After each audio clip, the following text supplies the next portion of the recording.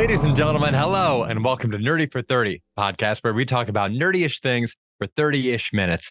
My name is Kevin Bauer. I'm joined, as always, by my co-host, comedian Tim Keck.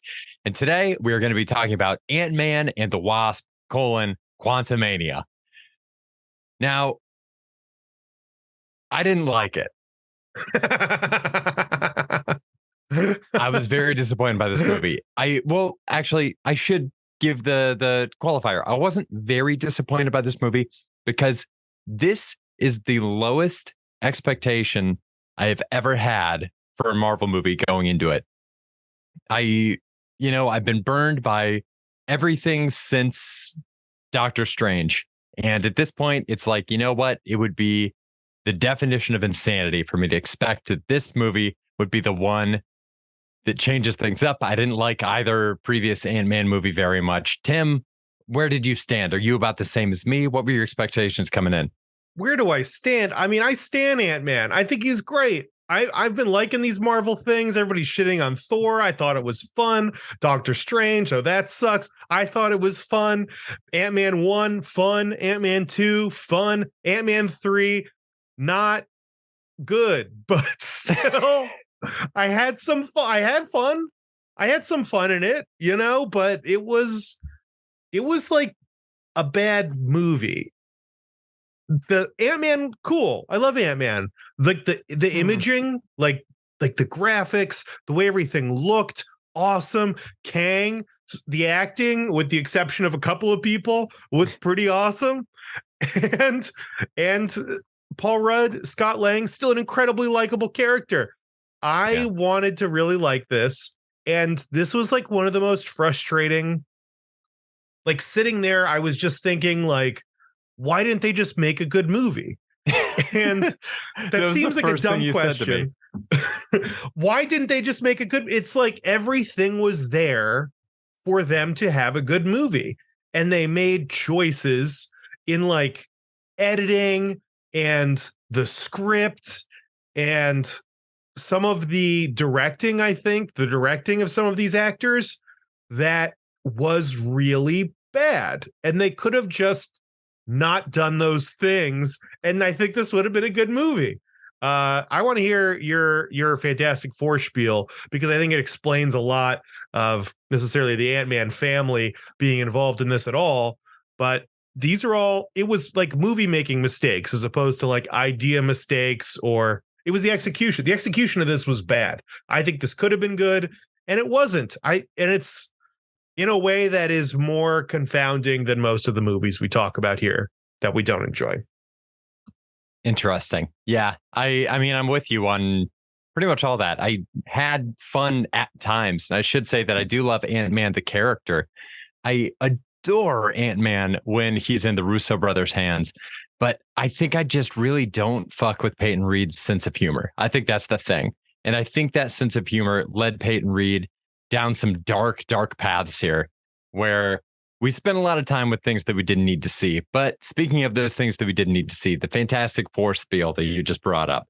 So apparently, Peyton Reed was one of the people who was in the conversation to make the original Fantastic Four movie in like 2005. I say the original, I'm ignoring the one in the 90s that got like locked away in a vault. That movie ended up going to Tim Story because Peyton Reed wanted to do something apparently a lot stranger and more conceptual and closer in tone to the Beatles' A Hard Day's Night, where Fantastic Four are like the most famous people in the world. They're the biggest celebrities in the world. And so they've got fans chasing them all over the place.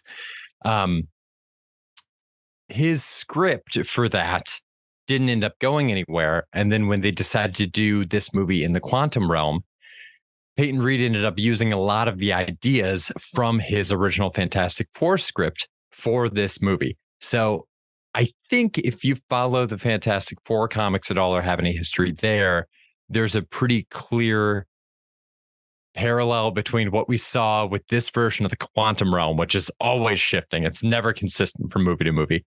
And what I think was probably supposed to be the negative zone in the Fantastic Four. So they end up going to the quantum realm in this movie. I think it was probably just the negative zone in the original pitch. I think he also mentioned, I mean, it's a negative zone movie, the Fantastic Four of a villain called Annihilus that lives in the negative zone. I think there's a pretty great chance that Annihilus was the big bad of that original Fantastic Four movie. I don't know if there was kind of like, like an underboss like M.O.D.O.K in that original version or what, or if it was just Annihilus. But the weird like delineation between M.O.D.O.K and Kang, and everybody's afraid of M.O.D.O.K, but M.O.D.O.K is a fucking joke. And Kang is this giant villain in this movie that we all know about. It's the worst kept secret in all of Marvel. And yet we're refusing to say his name in the first half of the movie. It was just a fucking mess, Tim. It was very messy. I think your Fantastic Four point is it kind of feels like that. It kind of feels like Ant-Man was just kind of like placed into this story.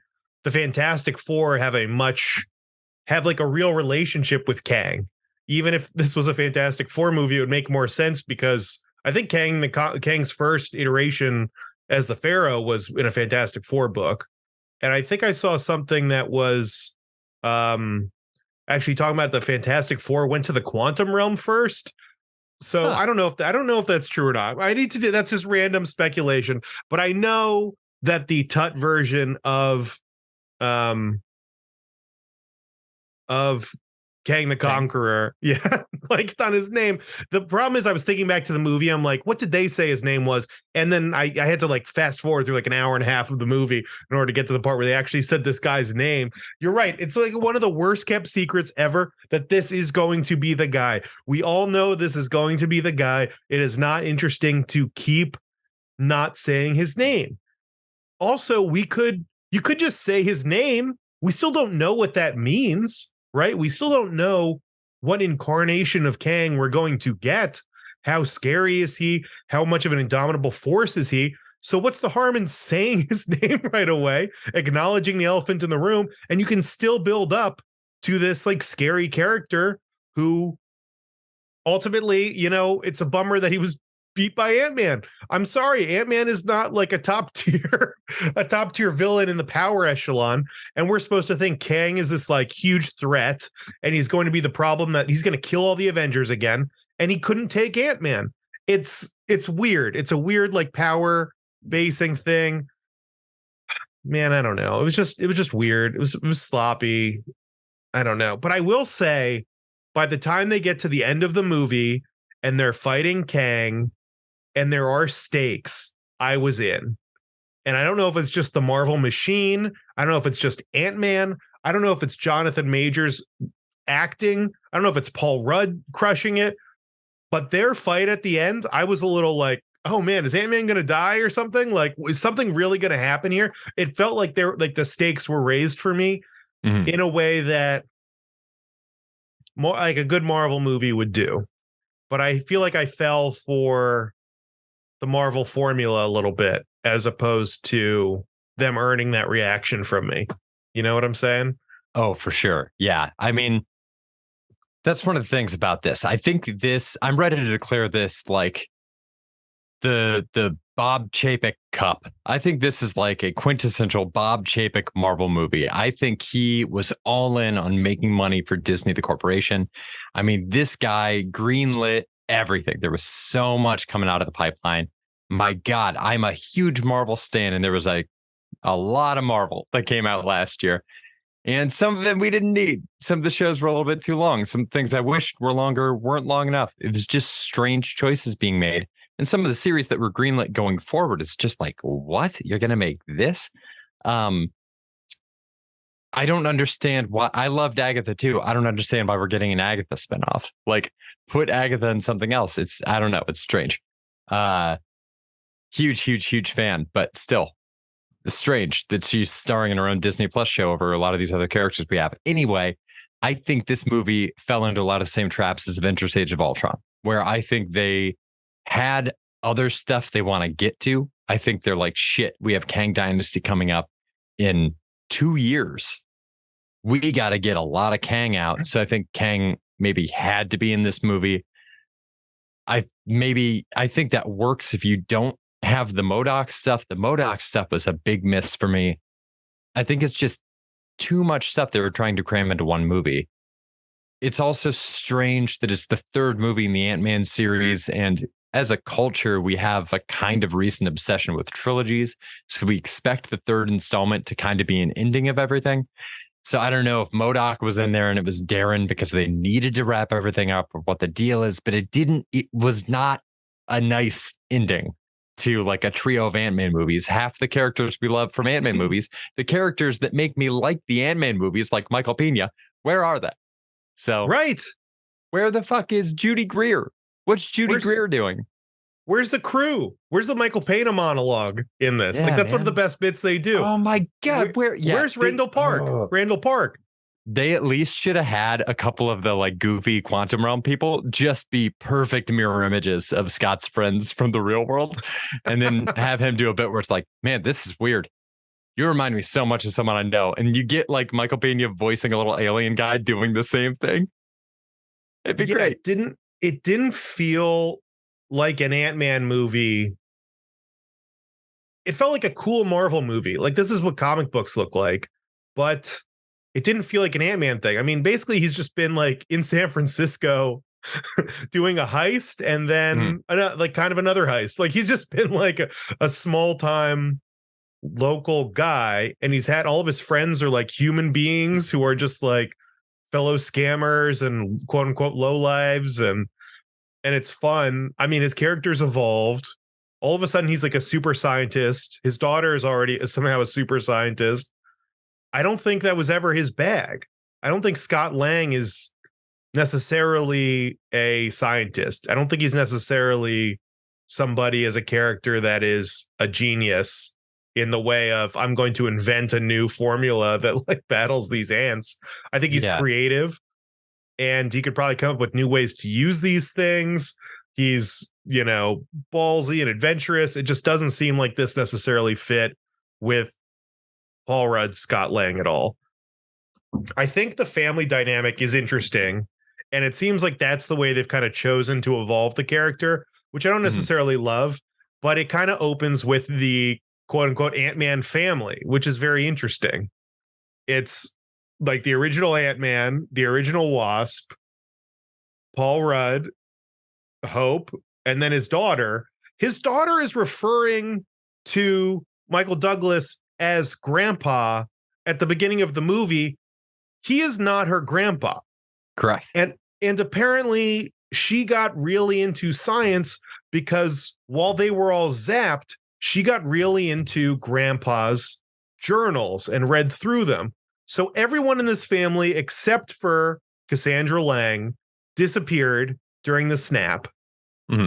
As of the second movie, she must. So they're implying that by the end of the second Ant-Man movie, she had such a close, intimate relationship with Hank Pym that she considered him a grandfather figure and had access to his home when he was snapped to get into his diaries. And she felt close enough to him to read said diaries. Right. And she's like 10. And this also isn't the same actor. Right. Right. So it's not even the same person who had this experience, you know, like literally it is not the same person who should have done this. Right. So yeah, and she was 10. Like, already the setup makes no sense. And part of me respects it because it's like, sure, just get to the good stuff. But Cassandra Lang is just like a huge problem in this. She's bad. And I like Catherine Newton. She's just weird. It doesn't make any sense. She knows things she shouldn't know. Their relationship is just like assumed. And she gave some of the worst monologues, and I don't even think it's her fault. Like, somebody behind the camera was like, yes, deliver this like you're waving a wand over the Disney logo in like the 90s. You know what I'm saying? Like, every time she talked, it sounded like she was doing the Mickey Mouse ears with that light up wand and was like following her around. Oh it made my no God. sense. Her delivery was insane, and she's a good actor. She could do better. So like, somebody saw that and was like, yes, that is what we want. And I'm pissed at them. That shouldn't be that. She's getting an inspirational speech in this thing. Like, I guess I don't understand. What did Paul Rudd learn? What did Paul Rudd learn in this? Was there a character arc? who's the protagonist, like basic story structure, what matters, what changes, what did we learn, what was the journey. The relationships don't make any sense. I agree that the relationships don't make any sense. What strikes me as a tragedy for this one is that I think there is a very interesting central dramatic argument in this movie. And I think it's an interesting one specifically for Scott, because Cassie states it out loud. She says that just because something isn't happening to you doesn't mean it isn't happening.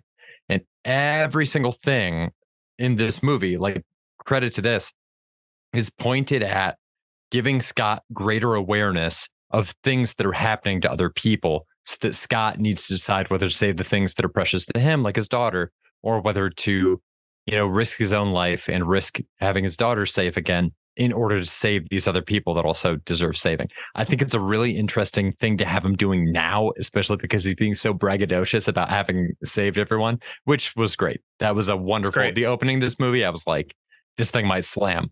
I was open to it. I think it's interesting in terms of the entire idea of Kang, like the whole idea that just because Janet goes through that situation where Kang basically says, like, if you let me go, your reality will be safe. Like, I won't fuck with yours. I'm just going to take care of these other ones. So it's the same choice that Janet has to make, where it's like, hey, sure, my reality would be safe, but countless other realities would be destroyed. I think it's especially interesting given the idea of ants. They seem to go really hard on like ant symbolism in this movie, and not even symbolism, just fucking directly. This is the antiest of the Ant-Man movies for sure. With the idea of like large groups of people banding together to do things, like when Scott was in the very cool Quantum Realm sequence. The problem is that awesome. It just got lost with a lot of other shit that had no idea what it was. I think Michael Douglas has been a terrible actor uniformly throughout this. I think he has been dog shit in every single Ant-Man movie. There's a thing that's happening in this movie where they seem to have really fixated on the idea that it's funny that Hank likes ants. And they're correct. It is funny, but it has the potential to be funny if they used it differently. So as they use it here, it doesn't really hold any weight because we're not really given a good solid foundation on the base reality for it. We could have used a scene up top that really locks in the base reality of like, Hank has gotten weird about these ants, because we can't just retroactively say he's been super weird about the ants. He's been doing stuff with ants, but it's scientific and it makes sense. We need something to ground that in the beginning of this movie. Like, Hank has gotten really into ants. And like, we know he was into ants before, but he has gotten very into ants. And then lines like that thing where he's like, yeah, look, it's my ants. They saved the day. And the line like, ants don't give up. Like, if those were played a little bit differently, those could have been incredible lines, but they just fell flat. You're right. Like ants don't give up. Shouldn't be delivered like an inspirational speech.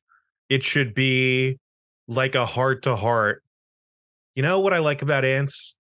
You know what's the most fascinating thing about these ants is you put any obstacle in front of them, they figure out a way over it.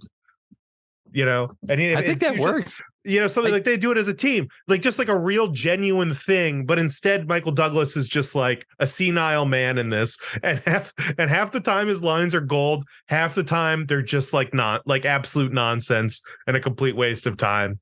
It's fascinating. I mean, I have a hard time blaming his acting because I'm happy to see him like every time. I don't know. I like seeing Michael Douglas. I think some of that delivery is feel like that's a director's fault. Is like, hey man, stop saying shit like this. Like, what's the tone of the movie supposed to be? I don't know. Maybe it is Michael Douglas's fault, but somebody doesn't really understand what his character should be doing. But that's the thing. I think Peyton Reed, I think his tone that he goes for in these movies, I just disagree with it. It's just not for me. Like, it's something that we've talked about James Gunn before too, where like, I think James Gunn is by and large incredible, but he definitely has a tendency to like overindulge in his sense of humor sometimes. And when he does it, it just it loses me. It gets a little too wacky. And Peyton Reed like starts in that level of wacky. Yeah. Yeah. It's weird. I like Michael Douglas. I like Michelle Pfeiffer. I like Paul Rudd. Jonathan Majors is a stud. Mm-hmm. Dude, Then Jonathan Majors rules. Jonathan Majors is amazing. I was thinking legit after this, like every movie leading up to Kang Dynasty, he should be the bad guy in. They should like every single Avenger should have to beat a Kang before we get to Kang Dynasty, and they all come back and just fuck shit up. Like, there's no reason they couldn't do that. That's so good, and it breaks my heart that I don't think it's going to happen. Oh, it won't at all. It won't at all. I mean, maybe Fantastic Four will get like the Tut version of him. I heard that's like a rumor I heard. Because that was like their initial encounter with him. But there's all these different versions of Kang, so he could have different interactions with different people. I mean, we have to see Jonathan Majors again before Kang Secret Wars. It sounds like he's going to be in Loki, but he'll be in another Marvel movie before then, at least one, probably a couple. And I think that's great. He's a star. If anybody survives, sorry. No, what were you going to say? Yeah, I was just going to say, if anybody survives the Guardians of the Galaxy 3, I could see there being a post-credit scene with Kang there. Yeah. Okay, that is a discussion I want to have too, like a greater Marvel discussion. Going in, we were talking about, I think you were saying like Ant-Man dies for sure, right? Mm-hmm. Were you on that bandwagon? I was completely on the bandwagon. I don't think they are going to be killing anybody in these movies. I think they'll save it for a major event. I don't think anyone's solo movie is going to end with them dying. I think they'd rather write these guys off as opposed to shutting the door completely, right? They killed off, Robert Downey Jr. because he was done. They killed off Chris Evans because he was done. They killed off Scarlett Johansson because she got married to Colin Jost and just became like insufferable. Yeah. So those were all decisions like out of their hands, right? But anyone else, Paul Rudd, he can just disappear for a decade and then show up as Ant-Man again. And it would be great. And I guess in theory, Robert Downey Jr. could do it too. Chris Evans could do it too. But I think it's okay for these guys to exist in the background, right? It's okay for Clint Barton to be alive and in the world while like the new Hawkeye character exists and is working on stuff, Mm-hmm. I think they can transition away from some of these guys without, I don't think death is the only way to write people out of stuff. I think there's a lot of different versions of this, Mm-hmm. What do you think? Do you think that's crazy? You seem real on the death train. Is it just like is it something you want to see, or is it something you actually think is going to happen? It's not necessarily something I want to see because I think in a narrative sense, it would get stale pretty quick. If every third movie had somebody dying, it's like, okay, well, this kind of sucks. Yeah. I do think that they won't be very afraid of it because I think the worst kept secret in the world is that Secret Wars is just going to have Robert Downey Jr. and Chris Evans in it. Like, there's no way. Knock on wood, if both of them are still alive when they're filming Secret Wars, there's a 0% chance they won't be in that movie. They're filming Secret Wars in like a few years, right? Yeah. Hey, man, crazier shit happens. Knock on wood. I feel like a few years out, like we can't do that. I think that's like way too soon to be like knock on wood. I hope they're still around in like 4 years. They're like Chris Evans was like people's sexiest man like a year ago. Like, and now you're like, I hope he makes it. I hope he makes it to Secret Wars. I don't know, dude. I hope we make it to like the next month of podcasts then. Knock on wood. Me too, man. Knock on wood right now. All cheers to that. I don't think it's going to happen. I saw something today that was pretty much like Robert Downey Jr.'s not back. He won't do it. He 100% will be back if he is alive. He had as good of an ending as possible. Yeah. Captain America had as good an ending as possible. Yeah. I think it would take a lot to convince them that they should come back and it wouldn't hurt they have the perfect legacy right now, So why would they come back? Why would Robert Downey Jr. come back? Also, if he comes back, isn't he just going to overshadow these new stars that they're trying to build? That is my argument for why it won't happen. Is Yeah. just that it feels like a crutch, especially at that point, depending on how the next year goes. We might be in a zone where people are like, Marvel officially in the ground.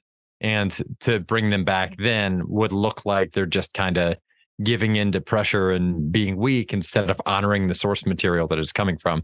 My argument for why it will happen is cameos. I think it would maybe be a cameo of like a variant of them. Maybe it would just be a bit.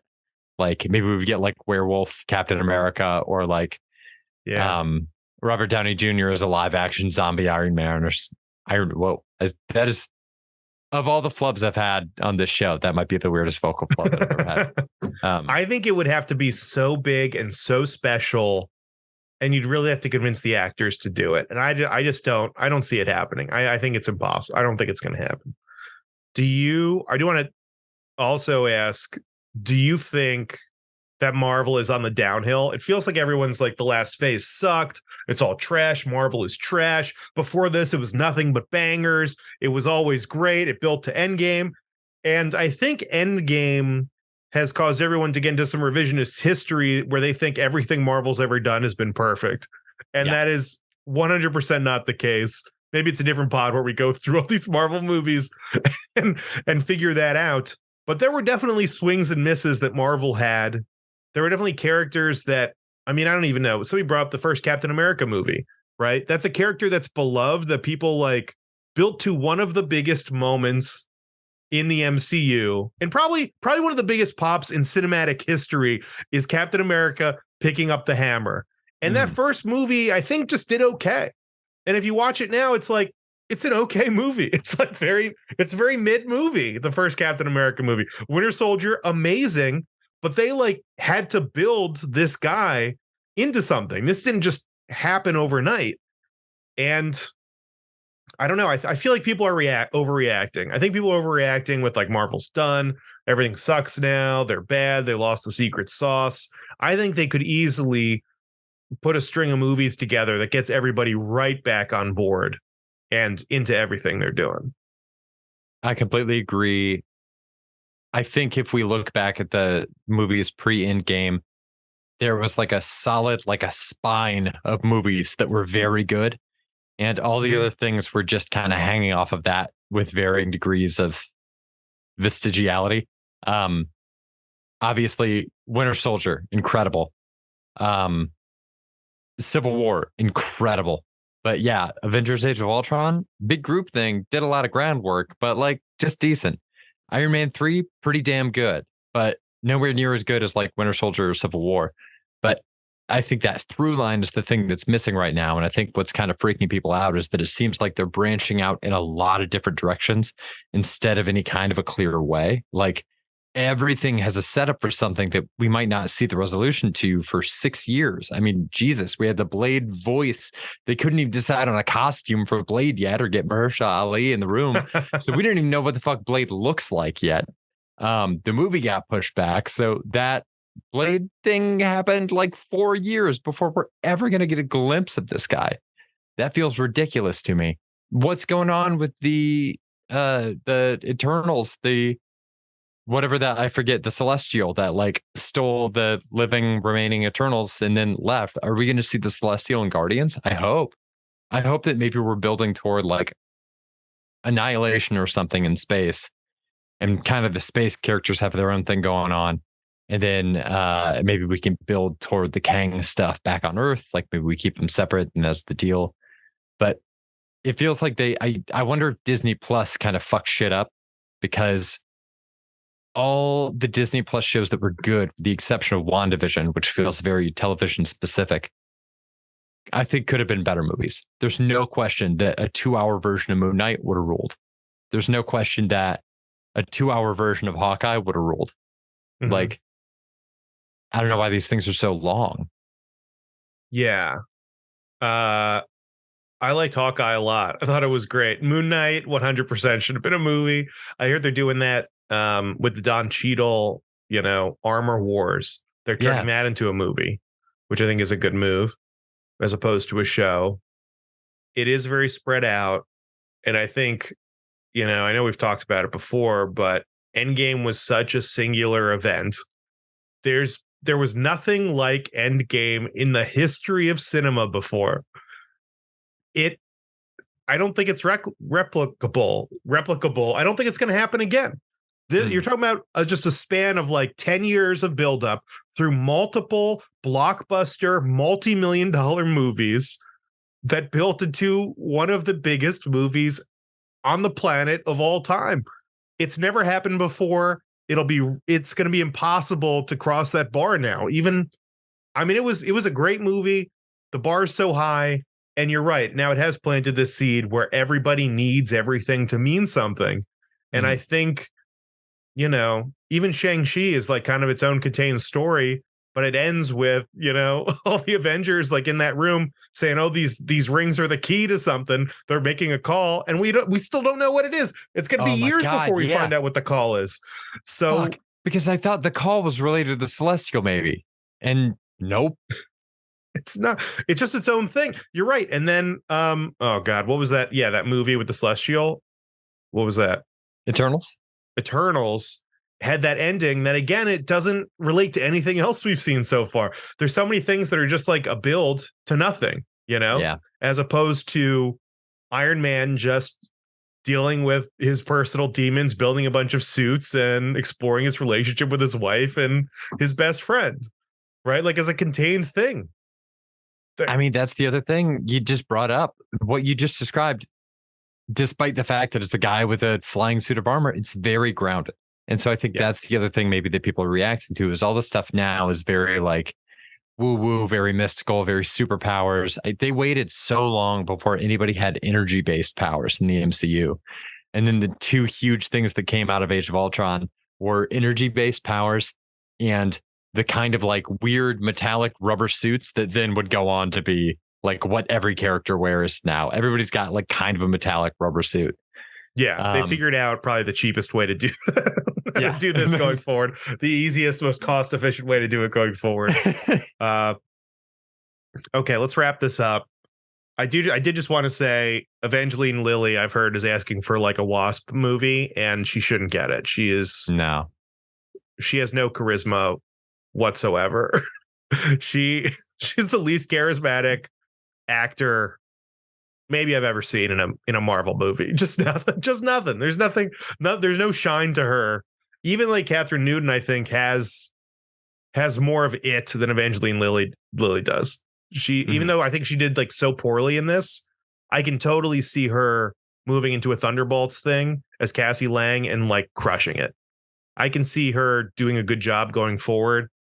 Evangeline Lilly is just a weird anti-vax, dud, in my opinion. Dude, Catherine Newton was so good in the movie Freaky. I don't know what happened here. It's strange. When she got cast, I was bummed that they like bucked the old person that was playing Cassie in such a shitty way. But at the very least, I was like, well, it's Catherine Newton. She's going to be great. And dude, I don't know what happened. I think she can fix it though. I think they can reboot her character real quick, turn her around, make it awesome. I think she's a good actor and she'll be back for sure. Last question, Kevin. Mm-hmm. Is Ant-Man Quantumania better or worse than Megan? Worse than Megan. Better, worse than Avatar?